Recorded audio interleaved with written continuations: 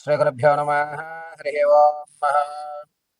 కాత్యాయనాయ విద్మహే కన్యకుమారి ధీమహి తన్నో దుర్గే ప్రచోదయాత్. సర్వం ఇంద్రకీలాద్రి దుర్గే అనుగ్రహకటాక్షఫలసిద్ధ్యర్థం.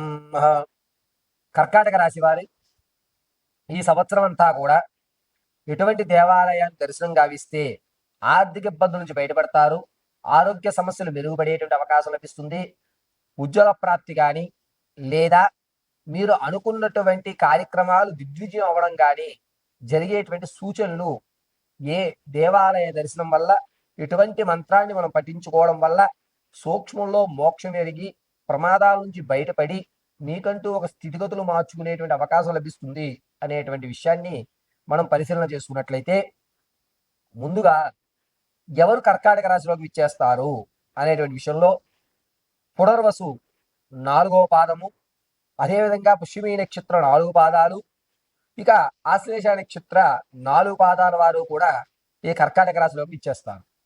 కర్కాటక రాశి వారికి శని శుభంలో ఉన్నాడు, పైగా రాహువు అష్టమంలోకి మారుతూ ఉంటాడు, కేతుస్థానం శుభరాఖరికి వచ్చేసరికి జన్మస్థానంలోకి మారిపోతుంది డిసెంబర్ తర్వాత నుంచి. కాబట్టి కర్కాటక రాశి వారికి సంవత్సరం అంతా కూడా ప్రతి విషయంలోనూ కన్ఫ్యూజన్స్ ఎక్కువ ఉంటాయి. చేద్దామనేటువంటి తొందరలో చిన్న చిన్న పొరపాట్లు చేసి లేనిపోని అవమానాలు మూటగొట్టుకునేటువంటి అవకాశమే ఎక్కువగా లభిస్తూ ఉంటుంది. కాబట్టి ఈ కర్కాటక రాశి వారు ఈ సంవత్సరంలో ఖచ్చితంగా దర్శనం చేయవలసినటువంటి క్షేత్రం ఏదైనా ఉంది అంటే అది అరుణాచలం. అరుణాచల గిరి ప్రదక్షిణ పూర్తి చేసుకుని అరుణాచలేశ్వరుణ్ణి 2 రోజులు కంటిన్యూగా దర్శనం చేయాలి. ఈ రోజు మీరు అరుణాచలంలో ప్రవేశిస్తే ఈ రోజు దర్శనము, రేపటి రోజు దర్శనం చేసుకుని 3వ రోజు ఆ స్వామివారి యొక్క ప్రాంగణం నుంచి మీరు బయటికి రావాలి. ఇలా అరుణాచల ప్రదేశము సందర్శించడం వల్ల కర్కాటక రాశి వారికి చికాకులు, ఆర్థిక ఇబ్బంది, ఆరోగ్యము, ఈ 3 సమతుల్యమైనటువంటి వ్యవస్థలు నడుస్తూ ఉంటాయి. పైగా గురుడు సంవత్సరాది నుంచి 10వ నెల వరకు కూడాను ద్వాదశంలో ఉండడం వల్ల మీరు ఎంత కాన్సన్ట్రేషన్గా పనిచేస్తున్నా సరే చికాకుల వల్ల చిన్న చిన్న తప్పిదాలు చేసి ఆ యొక్క ఏకాగ్రతను కోల్పోయేటువంటి అవకాశం ఎక్కువగా లభిస్తూ ఉంటుంది. కర్కాటక రాశి వారి సంవత్సరం అంతా 6 ముఖాల రుద్రాక్షం ధరించడం చెప్పదగ్గ సూచన.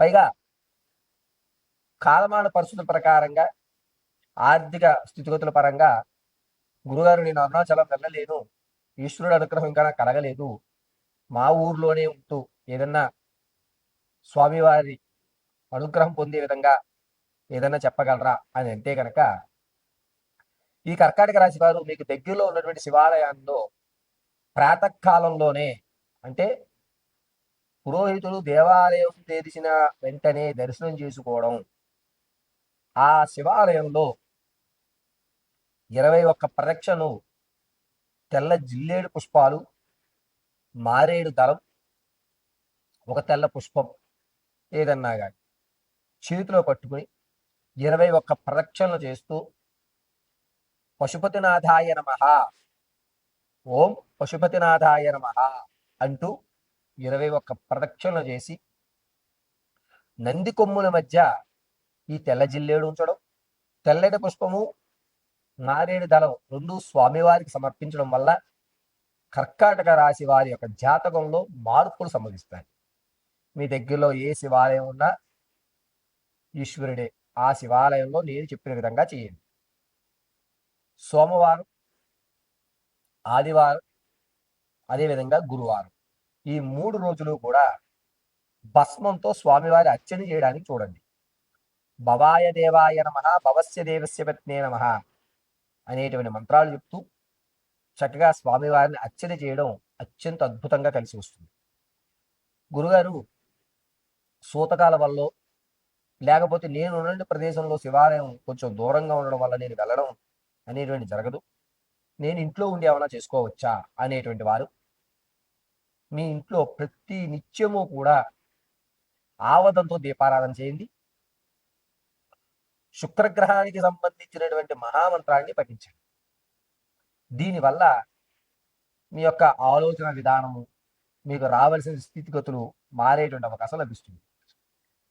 ప్రతిరోజు కూడా స్నానం ఆచరించిన తదనంతరం భస్మధారణ చేసి ఒక రాగి గ్లాసులో నీళ్లు తీసుకుని తూర్పుకి అభిముఖంగా కూర్చుని, అంటే మీ ఫేస్ తూర్పు వైపు చూస్తూ ఉండాలి.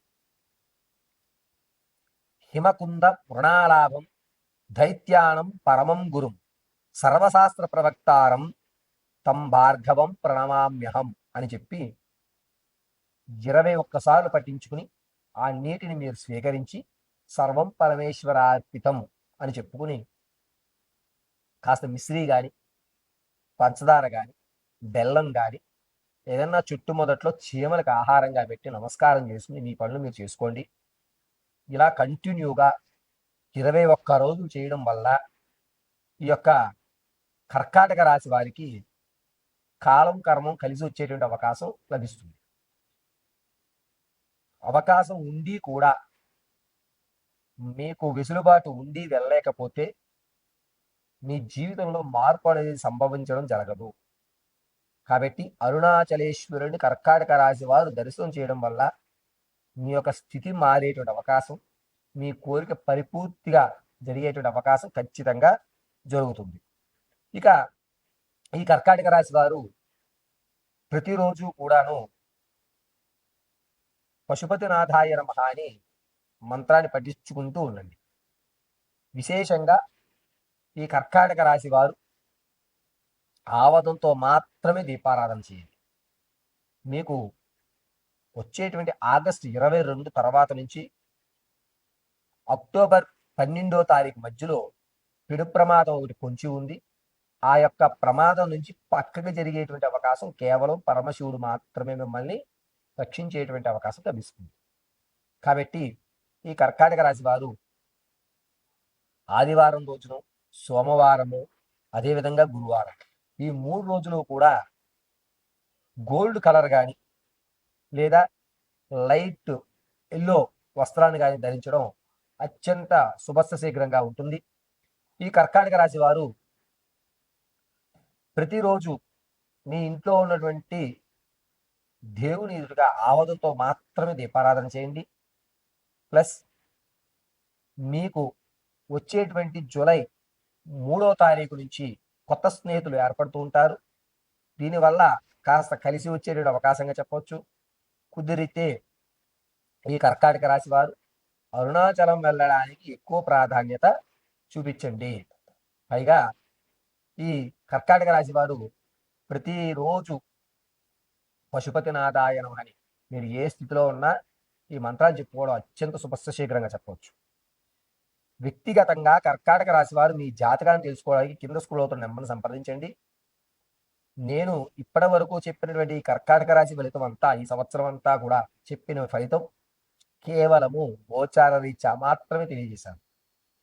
గోచార రీత్యా మాత్రమే మీకు ఈ ఫలితాలు తెలియజేయడం జరిగింది. వ్యక్తిగతమైన జాతకానికి కింద స్క్రోల్ అవుతున్న నెంబర్ని సంప్రదించండి. సర్వం పరమేశ్వర అనుగ్రహం కలుగుతుంది.